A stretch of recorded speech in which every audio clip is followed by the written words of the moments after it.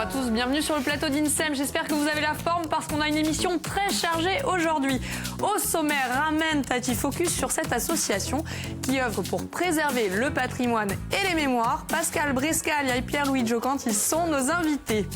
Francesca est en direct du 29e festival du film italien à Bastia. Elle va nous faire vivre l'événement de l'intérieur. Coucou Francesca. Coucou à tous, oui, vous le savez, depuis samedi, le festival bat son plein et moi j'ai la chance d'être ici sur place et de me régaler comme tous les ans, vous le savez. On en a déjà eu un aperçu la semaine dernière avec ce que vous avez diffusé. Eh bien ça continue et ça continue jusqu'à la semaine prochaine. Avec Lydia, oui, Morphine, qui sera avec nous tout à l'heure. Et puis il y en aura d'autres bien sûr. Et des surprises, merci Francesca, à tout à l'heure.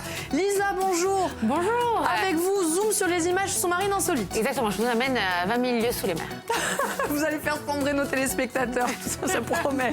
À 13h, ne laissez pas tomber votre patrimoine en ruine. On va vous expliquer qu'il existe des aides pour rénover vos vieilles demeures, qu'elles aient un intérêt patrimonial ou pas. Évidemment, ce sera à 13h. Vous pouvez réagir en nous appelant en direct au 0800 3x0 900 ou en pianotant sur le post Facebook. Vous veillez. Toujours, sur cette page François Viasté, un petit post, un petit coucou, ce que vous voulez, vous nous écrivez. Surtout si c'est votre oncle. Tout de suite, rencontre avec vos invités.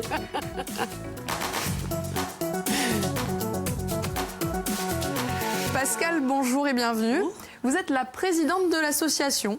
Oui, voilà. Et vous êtes venue accompagnée de Pierre-Louis. Bonjour Pierre-Louis. Bonjour. Donc vous êtes membre actif de l'association. Tout à fait, oui. Cette association ramène Tati littéralement, rappelons-nous.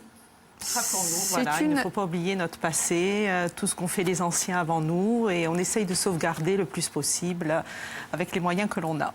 Alors, l'association, vous l'avez créée en 2013 oui. à Ouchian, donc votre village. Voilà. Quelle est la vocation de l'association ? Alors, la première vocation, c'est le sauvegarde du patrimoine, avec un grand P, que ce soit le patrimoine bâti, culturel, tout ce que l'on sait, tout ce que les anciens nous ont transmis et qui se perd petit à petit. Voilà. Et on essaye de rassembler les gens autour de Mérindelle, on essaye comment dire... de fédérer. De fédérer, et même que ce soit pour des moments d'amitié, de partage d'amitié, et surtout des moments où il faut travailler et remettre en état tout ce qui part en ruine. Parce que vous ne vouliez pas justement voir votre patrimoine disparaître, d'être attaché à ça. Le vieux village surtout. Justement, il y a la vocation en fait de l'association, elle est liée à un événement bien particulier. Et c'est pour ça d'ailleurs que vous avez créé l'association. Est-ce que vous pouvez nous raconter l'anecdote du pont d'Ouchian ? Ah oui, c'est un petit pont dans le village, tout en pierre, parce qu'avant, les anciens les faisaient en pierre. Et donc, avec les nouvelles normes de sécurité, il fallait 80 cm de hauteur qu'on n'avait pas. Donc, il a été démoli et refait par le Conseil général, mais avec des barres en fer, ce que je trouvais totalement horrible au niveau d'un village qui fait partie en plus du parc régional de Corse. Voilà, donc j'avais appelé le Conseil général qui m'avait dit la seule solution de voir un petit peu et de sauvegarder, c'est de faire une association de sauvegarde du patrimoine. Parce que vous étiez toute seule à l'époque. Chacun et toute pensait, seule, on n'avait pas de poids. Voilà, chacun pensait, on l'a dit, mais bon, c'est vrai que quand on est seul, on ne peut rien faire. Donc, mais vous vous êtes aperçu que vous n'étiez pas seule à le penser. Mais finalement, on était plusieurs et on s'est aperçu qu'il n'y avait pas que ça, qu'il y a d'autres choses qui risquaient de disparaître aussi ou d'être transformées et pas dans le bon sens. Et voilà, on s'est mis à plusieurs et on a créé notre association. Alors, est-ce que le pont est retourné à l'état initial ? Non, malheureusement, c'était trop tard. Voilà, le temps qu'on réagisse, malheureusement, on a notre ferraille. Voilà, mais bon, ça permettra peut-être de pour sauver, le reste. Voilà, pour le reste. Alors, qu'est-ce qui a motivé, Pierre-Louis, votre adhésion à l'association ? Moi, de mon côté, à titre personnel, je faisais la généalogie et puis le recensement des 68 noms qui sont sur le monument aux morts, 68 noms de 14-18. Et puis j'ai trouvé que ça allait très bien avec ce que faisait Pascal. Aussi bien le bâti que après tout ce qui est mémoire. C'est pas le pont, vous, hein ? Non. La motivation première. Non, mais enfin, elle a tout à fait raison. Il y a plein de trucs aussi qui partent comme ça, n'importe comment. Et il faut essayer de sauvegarder, parce que bientôt, il n'y a plus d'anciens, il n'y aura plus rien. Et c'est à nous à passer le flambeau maintenant. et à préserver. Alors les missions de l'association depuis se sont quand même pas mal diversifiées. Dans quel domaine et de quelle façon elle intervient l'association? Donc généalogie avec vous, Pierre-Louis, mais autre chose? Voilà, donc bon, on a essayé, le premier gros chantier, c'était de remettre en état une chapelle, la chapelle Saint-Antoine de Tuschini, qui est entre Ouchan et Tavers. Donc il y avait quand même des travaux à faire, mais qui ne nécessitaient pas de demande de subvention et d'aide. Avec les adhésions que l'on avait, on a pu faire ces travaux. En plus, on a la chance d'avoir dans l'association deux maçons d'Ouchan qui nous ont aidés, on a conseillés. la chance d'avoir des petites images. Ah oui, justement. voilà. Et donc, on a pu remettre en état cette chapelle, remonter aussi des murs qui amènent à la chapelle, qui sont tout autour et qui tombaient par terre, parce que bon, ces murs sont vieux, il y a des bêtes en divagation, donc voilà. Donc du coup, on a fait, c'était notre gros chantier. C'était ça le point de départ. Le point de départ. C'est une chapelle qu'a construit un habitant du village dans les années 1800, parce que sa fille était malade et il avait fait un vœu que si elle s'en sortait, il allait construire la chapelle du Pinsoul. Et tous les 8 septembre, on monte faire la messe. Et donc, il faut arranger le chemin. Curé ou sans curé, hein, bon. Elle est privée, mais ça fait rien, on monte quand même. Mais maintenant, elle est là et elle existe. Voilà. Et elle existe Alors, aussi. Pierre-Louis Pascal, chaque jour, on a pour habitude de jouer et c'est Lisa qui s'y colle. Exactement, ma chère Célia. Alors, on va jouer, question patrimoine. Tant qu'à faire. Tant qu'à faire, exactement. Alors, je vais vous montrer une photo et vous allez me dire comment s'appellent ces escaliers à Bonifacio. C'est les escaliers du roi... Il ne faut pas le dire, attention, Non, les invités n'ont pas le droit de jouer. Voilà, si vous avez la bonne gagner. réponse, 0800 3x0 900 a gagné aujourd'hui un CD d'Avilette et 2 places pour l'opéra Così fan tutte au Palais des Congrès le 16 février prochain à 19h30. Ah, un petit peu d'Italie, un parfum d'Italie. Ça tombe très bien, puisque, émission exceptionnelle, vous avez eu Francesque est en direct de Bastia pour nous faire vivre de l'intérieur le 29e festival du film italien. Et oui, Célia, effectivement, en direct de Bastia, toujours fidèle, bien entendu, pour être sur des événements comme celui-ci. Ce sont des événements, vous le savez, incontournables. Aujourd'hui, plein de choses et plein de films, bien entendu, pour ce festival au rendez-vous. Et nous recevons, pour nous en parler, 2 invités dans cette première partie. René Vial, bien entendu, le créateur du festival. Et puis, bonjour René, pardon. Bonjour. Et puis, Anne-Dominique Toussaint, bonjour. Bonjour. Anne-Dominique Toussaint, qui est présidente du jury. René. Alors René, créateur du festival, la tendance de ce 29e festival cette année? C'est toujours la comédie dramatique, et puis la comédie tout simplement. Et en plus, il y a un thème sur la femme. Alors sur la femme à travers le film de Laura Morante, et, par exemple au Solo. À Solo, il y a également Ragazzo del Mondo et puis d'autres films. De l'humour aussi, hein? Il y a beaucoup d'humour, bien entendu. Un petit peu différent des comédies italiennes des années 50-60, parce que ça évolue, on verra tout à l'heure avec Oreste et Saccheli, mais c'est toujours de l'humour.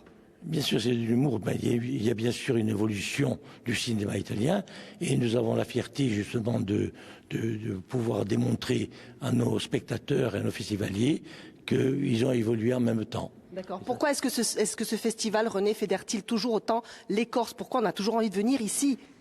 D'abord, nous sommes voisins de l'Italie. Et puis, il y a eu toujours des échanges économiques et culturels.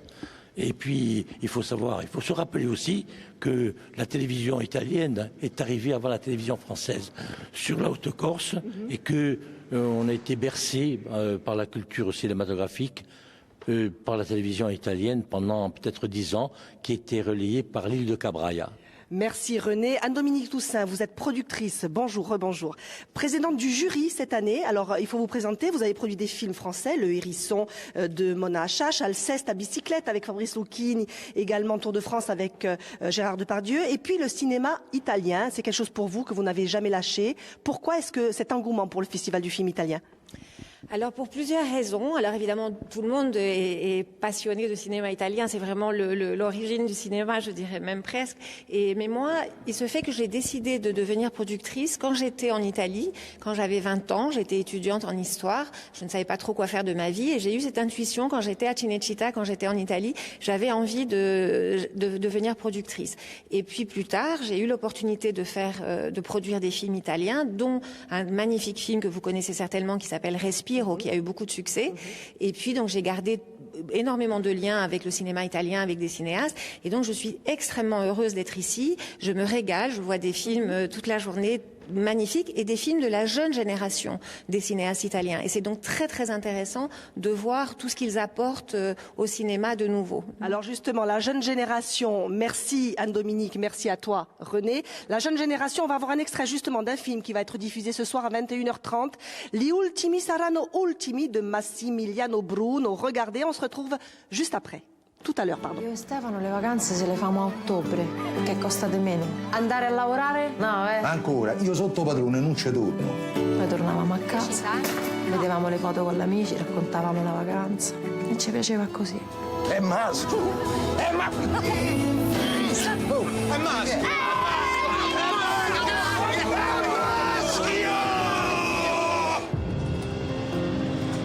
È la prima volta che mi capita un agente trasferito con disonore. Ti metto sulla provinciale ad annoiarti. Guardi Luciana, vengo subito al punto, senza giri di parole. Sì. Io non le posso più rinnovare il contratto. Beh, mo si riboccami le maniche. Chi? Te? Cosa le salta in mente far venire qui a lavorare una donna incinta? Ma che è un compagno questo? È un pupazzo, E vedrai che tutto si aggiusta. Mio padre faceva il meccanico, si chiamava Mario.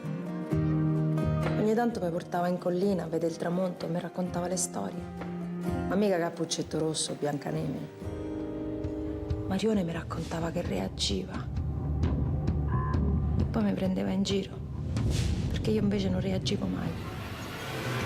Quel accent, notre Francesca, elle se régale, hein, Bastia. Alors après l'Italie, retour en plateau. Avec vous, ma chère Lisa, vous poursuivez cette quête patrimoniale qu'on a commencée. Exactement, nous étions en Italie, à Bastia, sur la terre. Là, maintenant, nous allons Sous la mer. Sous la mer. C'est complet. Alors, petit zoom sur une association qui s'appelle Corse Images Sous-Marines.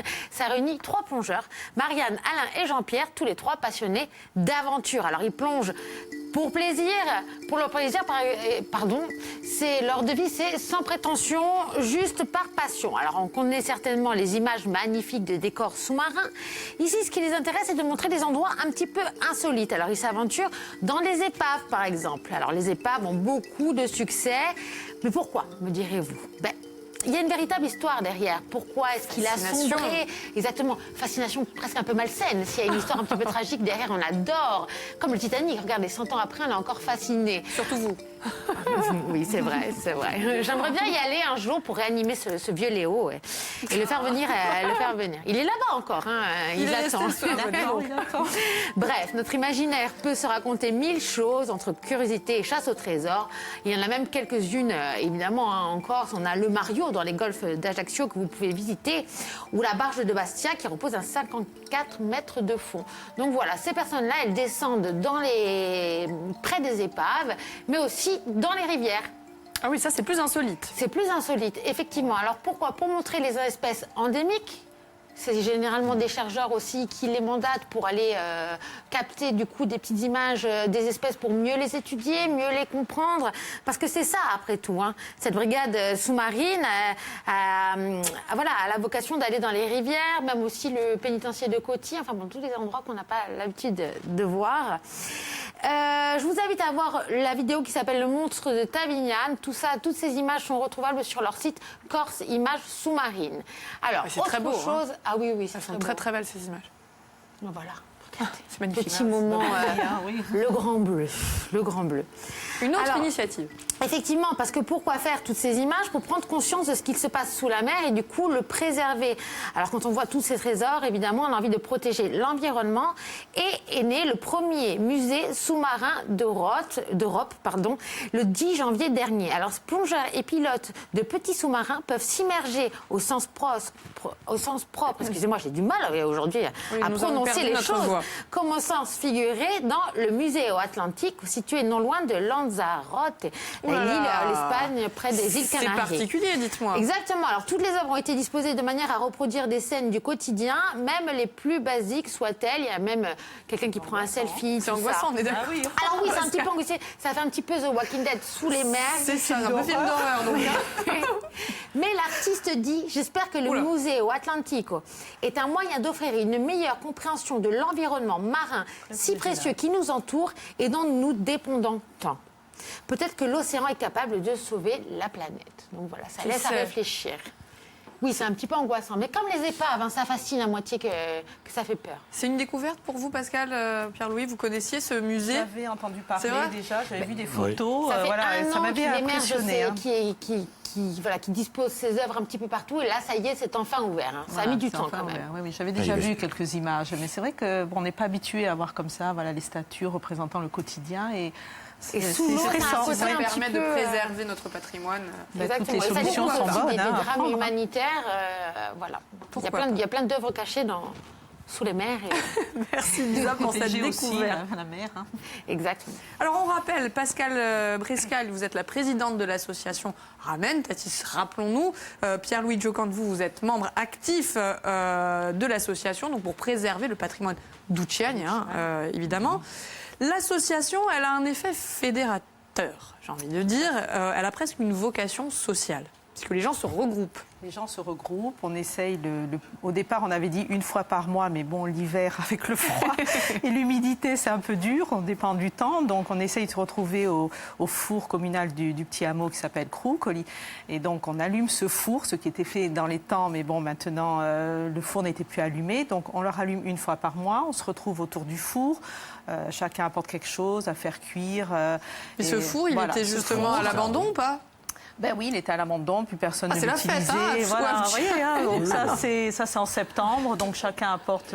Alors il y en a qui n'ont pas envie de cuisiner, alors ils achètent, on aperçoit des cartons, on fait cuire de tout, du pain, des gâteaux, de la viande, voilà, et on met tout en commun et on partage tout. Il y en a qui n'ont pas envie de cuisiner, ils apportent du vin, enfin voilà, c'est un moment de partage et d'amitié. C'est le seul utilisable, hein. Et c'est le seul qui nous reste. Voilà. Et c'est l'association qui l'a remis en état. Ben, on l'a donc rallumé. Et là, donc, il y a eu un mur derrière. Là, on aperçoit le mur derrière qui s'est écroulé, qui a cassé l'auvent. Donc là, on va le refaire. Ah, du coup, il y a encore refaire. Et on va tout refaire, la toiture, tout. Voilà. Et on va vous inviter. Voilà, et vous viendrez à l'inauguration. Évidemment, l'invitation est lancée. Un petit morceau. Donc l'association, elle préserve, elle valorise aussi patrimoine bâti, patrimoine historique, on l'a vu avec la chapelle, mais est-ce que le patrimoine immatériel aussi d'une certaine façon, les savoir-faire anciens? Les savoir-faire, après tout ce qui est étymologie, tous les anciens noms de tous les coins donc, qui se perdent, hein, parce que bon, les personnes âgées disparaissant, s'ils ne transmettent pas, ça se perd. La Toundère, donc en petit comité, parce que bon, c'est un petit berger qui a six brebis. Bon, mais on a appris, moi j'ai appris donc à faire ça. Après, il y a aussi la sortie avec la Société de mycologie. Les champignons. Donc les champignons, quand le temps le permet, quand il y en a. Donc on a eu 2 années, on n'a pas pu le faire. Donc ça, c'est magnifique, ça marche très bien. Et puis alors des explications extraordinaires. Après, bon, on a aussi des conférences de M. Perret sur l'Otile et Matzer, sur Monseigneur de la Foat. On a eu aussi André Flore qui est venu nous faire une conférence sur la généalogie. Il va revenir nous expliquer en faisant des ateliers. La passion de Pierre-Louis, on rappelle. La passion de Pierre-Louis. Après, on a fait venir M. Chapuis pour une initiation aux plantes sauvages, parce que bon, avant, elles étaient utilisées dans la cuisine, au niveau aussi médical. Et bon, là aussi, ça se perd. Il y a énormément de choses à faire. On a remis en état les fontaines aussi, qui étaient des fois ensevelies sous la terre. Voilà, il y a énormément à faire. Réouvrir des chemins multiers entre les deux villages qui avaient été... qui sont sous les ronces. Donc, vous êtes intarissable sur le sujet. On est intarissable, mais il y a tellement à faire comme dans beaucoup de villages. Voilà, c'est vrai. Alors, vous savez quoi? On va marquer malheureusement, ou heureusement, une petite pause avec notre Frances qui, elle, part du côté de l'Italie. Elle est en direct de Bastia. Heureusement, bien sûr, pas malheureusement. C'était en tout cas très intéressant ce que je viens d'entendre sur cette association qui a l'air d'être très prolixe et on va s'y intéresser, bien sûr. Alors, vous parliez de l'océan, de la mer tout à l'heure. Il a traversé la mer Tyrrhénienne, il est avec nous aujourd'hui. C'est un acteur, une étoile montante du cinéma italien. Il s'appelle Alessandro Sardelli.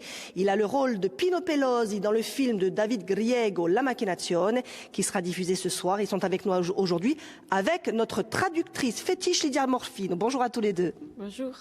Alors, pourquoi avoir participé, Alessandro, à ce casting? Parce que vous n'êtes pas un acteur professionnel. Perché hai partecipato a questo provino, visto che non sei un attore professionista? Allora, innanzitutto buongiorno a tutti. Ho scelto appunto di fare questo provino perché Pasolini l'ho conosciuto ancora prima che girassi questo film e quindi poi ho deciso di farlo e l'ho sempre apprezzato. Comment avez-vous été choisi, puisque c'était un casting qui a été réalisé vraiment, on est allé à la pêche aux acteurs et aux jeunes acteurs, pour ce rôle qui était difficile d'ailleurs? Come sei stato scelto? Perché c'è stata una ricerca per questo attore che è un ruolo complesso? Sì, ho fatto diversi provini, inizialmente pensavo dovessi fare una piccola parte, un piccolo personaggio, poi alla fine David mi ha scelto per fare il coprotagonista. D'accord. Alors d'accord, justement, on va regarder un extrait de ce film avec La Macchinazione de David Griego tout de suite, où vous jouez le rôle de Pino Pelosi, qui a été l'un des instigateurs du meurtre de Pasolini. On regarde tout de suite, on se retrouve juste après. Pierpaolo, Un italiano su 3 ha votato comunista il 15 giugno. come si chiama questo ragazzo? Pino, E com'è? Raccontami.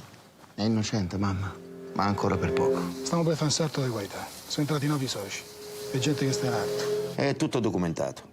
Nomi, cognomi, date, intrecci politici, somme di denaro fino all'ultima lira.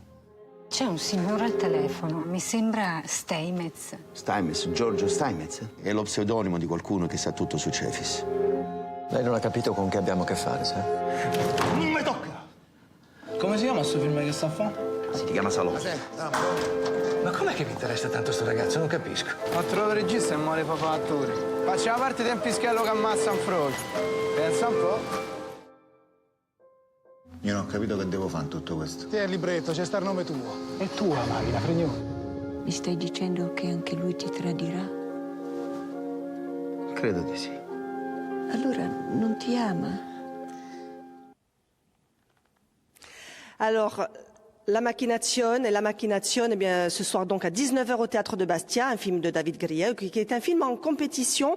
Moi, j'ai une autre question à poser à Alessandro. Ça a été un rôle difficile ou pas? Parce qu'il est quand même novice en la matière. E il ruolo è stato difficile o no? Perché comunque sei un giovane attore. È abbastanza, diciamo che comunque ho cercato fin da subito di essere un ragazzo anni 70, un ragazzo di vita, umile, e ho pensato come avesse pensato appunto Pino Pelosi in quella situazione.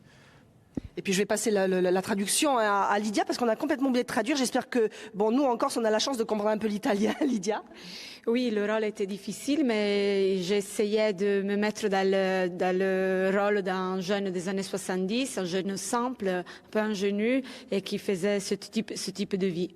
Vous avez été inspiré par un acteur du temps de Pasolini, notamment, hein, aussi.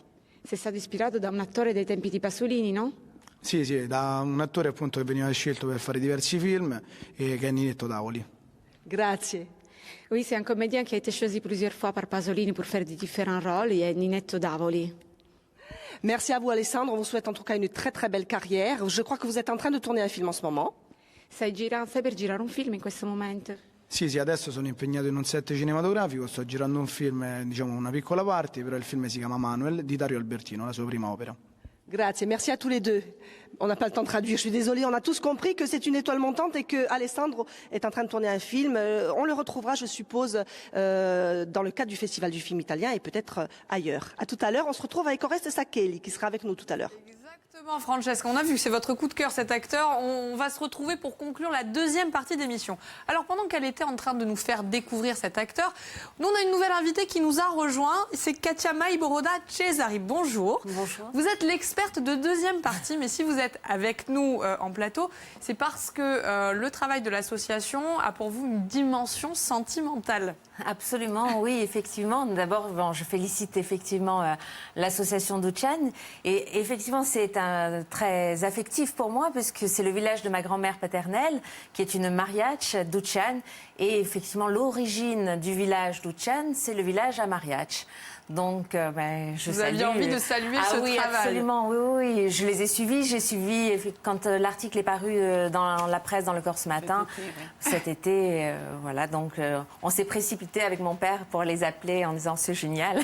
Et Merci. Les félicitations ont d'autant plus de sens et d'impact parce que Katia est architecte. Et donc elle peut apprécier un travail professionnel, voilà. N'est-ce pas ma chère Lisa, on a vu Bastia, on a vu Ucciane, on va regarder On n'a pas notre le rendez-vous latin, ce soir. on ne sait plus comment il faut parler, on se plante dans les accents. Ça, c'est notre exactement. promo tout de suite.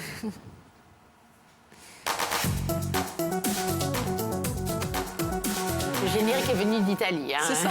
Ce soir à 20h35, Confrontier, animé par Henri Marianne. Alors, comprendre notre époque, les enjeux de notre société, humer l'air du temps, grâce à ses reportages, prises de parole, réactions et analyses. Une fois par mois, le magazine invite celles et ceux qui font l'actualité de notre île. Et ce soir, c'est quel avenir pour Air Corsica. Soyez là, 20h35. Merci Lisa. Dans la foulée, j'aimerais du soleil, énormément de soleil. Vous m'en aviez promis hier. Qu'est-ce que c'est que ce bazar? Hier, je vous l'ai donné. Mais nous ne sommes pas des magiciens et les pluies deviennent plus intenses et parfois orageuses au cours d'après-midi sur l'est de l'île et principalement sur les contreforts est de nos montagnes en Castagnic et sur l'Alta Rocca. Elles se produisent sous forme de neige au-dessus de 1300 mètres d'altitude. Le vent souffle de 30 à 40 km/h le long du littoral de la Balagne et de la plaine orientale. Les températures sont en baisse de 2 degrés. Le vent de nord-est accentue la sensation de froid, malheureusement. Oh. Mais si jamais vous faites une bonne action, si vous avez froid, eh bien, il y a le cardon du sang qui peut vous réchauffer. Exactement. Il est place Saint-Nicolas. Aujourd'hui de midi à 17h et demain de 9h à 13h. Voilà, c'est une bonne action. Donnez son sang. Donc un autre rendez-vous à ne pas rater, évidemment. Ma chère Lisa, nous allons vérifier l'identité et la réponse du gagnant. Ah. Il s'agit normalement de François. Bonjour François. Est-il de ma famille? C'est ça. Bonjour Jean-François. Bonjour. Alors, avez-vous la réponse que nous attendons? C'est les escaliers du roi d'Aragon. Exactement. Alors, 187 marches pour cet escalier. Wow, c'est effectivement. La légende aurait été qu'il aurait tout creusé en une nuit, mais c'est pas trop ça. C'est plutôt les moines franciscains qui cherchaient Je voudrais passer un bonjour à Pierre-Louis, hein. Non, mais coupez-moi la parole, c'est pas grave, Jean-François. Allons-y. C'est François. Vous appelez d'où, François? J'ai pas compris. Vous nous appelez d'où, François? De Bocognane. Donc voilà, et vous connaissez Pierre-Louis. On est une grande famille au téléphone. C'est ça, mais vous n'êtes pas membre de la famille de Lisa, donc on est bien d'accord. Non, mais elle est gentille, Lisa. Merci, Jean-François.